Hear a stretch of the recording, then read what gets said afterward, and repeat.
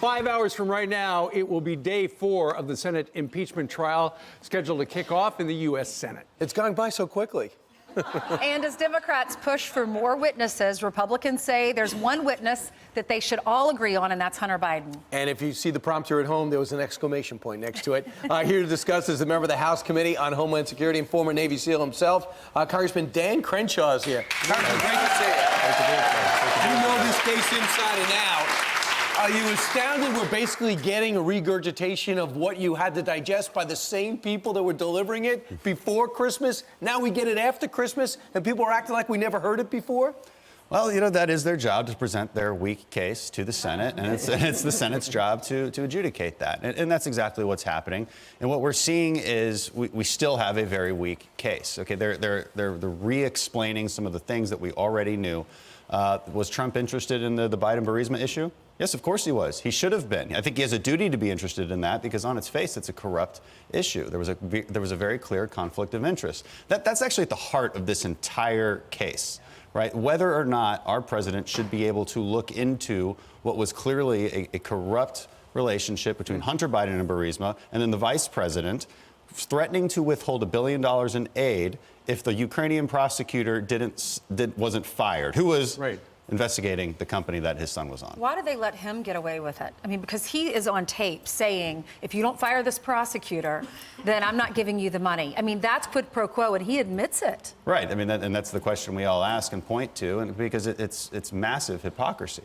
It really is. And they're trying to shift and project it somewhere else, say that it's debunked. You know, and I don't even know what that means when they say it debunked. How is it debunked? We have all the facts, and they're not disputable at all. A lot of the witnesses who came forward actually admitted that they said, no, this was a serious conflict of interest. We advised against it. Would the president have made his case better if he said, listen, yeah, I was interested in how it affected 2016, not 2020. I didn't even know if this guy was running or not when I wanted to find out answers on this. Would that have helped? Yeah. And that is what the president was looking towards. You know, he did have concerns that many Ukrainian officials were openly against him in the 2016 election.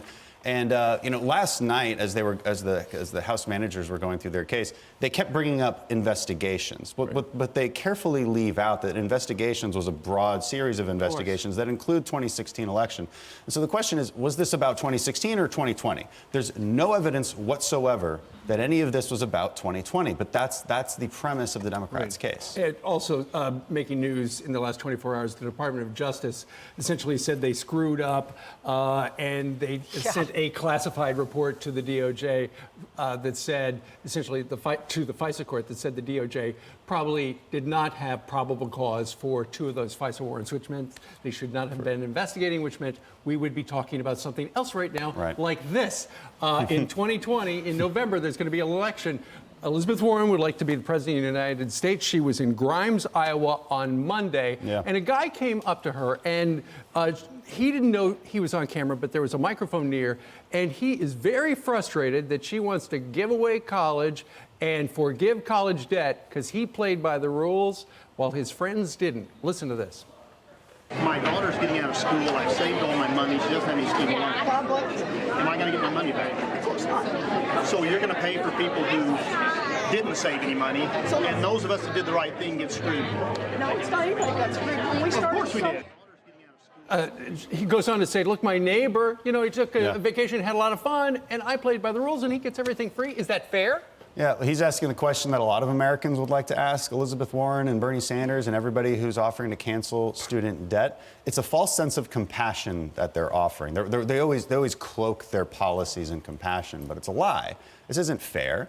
It's not fair to take from other people and give to someone else just because you want their votes. That's the definition of buying votes. Is that what's happening? Oh, it absolutely is. I mean, if you look to the pandering that these Democrat candidates do, it's always about getting votes. We're going to give you something in return. We want your votes. We want your support. And that's exactly what they're doing. But no, you cannot take the taxes away from people who have paid off their student loans, or people who didn't get to go to college and maybe got a vocational training certificate instead, working hard. You want to take their tax money and pay off somebody else's investment, because this isn't just a loan; it's an investment in your future, and it was your choice to do it. Right. And that's how. And you should need to pay that back. And you make people who actually do pay it back look like suckers. When you have baby bucks and $1,000 because of automation, that's been the theme on the left. But then people get hit twice. Like Right. if you paid for your kids to go to college, and then she comes in, you've already paid your money, then she comes in and she gets elected, then your tax dollars she's going to take to go pay off someone else's student loans. Absolutely. Is that fair? No. Meanwhile, real quick, tell me if this analogy works for you. Al Gore was on the record yesterday from Davos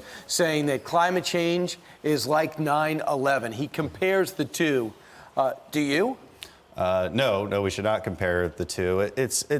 It's almost a laughable explanation. He also compares, they can often compare it to World War II. They compare it to storming the beaches of Normandy. They're trying to create this insane alarmism and crisis mode because they want you to give them power. Right? They believe that the only way that they can have the power to reform the economy in the way that they want is to drive our kids into mass hysteria and to pretend like we're storming the beaches of Normandy with a bunch of Green New Deal warriors. That's nonsense. And it's easy to make fun of. Now, it doesn't mean that we can't take this issue seriously. We should. We should look at what's worked. You know, the United States has decreased emissions far more than the last 10 countries combined. How have we done that? Technology-driven, through natural gas, fracking. Exactly. It's the #1 driver of reduction in emissions. We should be exporting more of our natural gas. You know, we should be building pipelines so that New York and Boston don't have to rely on Russian natural gas imports. I mean, there's really obvious ways to reduce emissions globally, and they don't want to hear that, right? They want to keep it all on the ground, have skyrocketing electricity prices. They want the issue. They don't want this. They don't want the answer. Right. They want to scare you, and then they want to make you believe, okay, if we do all these things, we keep it all on the ground, have no energy whatsoever, just solar and wind, then all of a sudden all of our weather will look like San Diego. Right. Yeah, no, it won't. Which would be bad.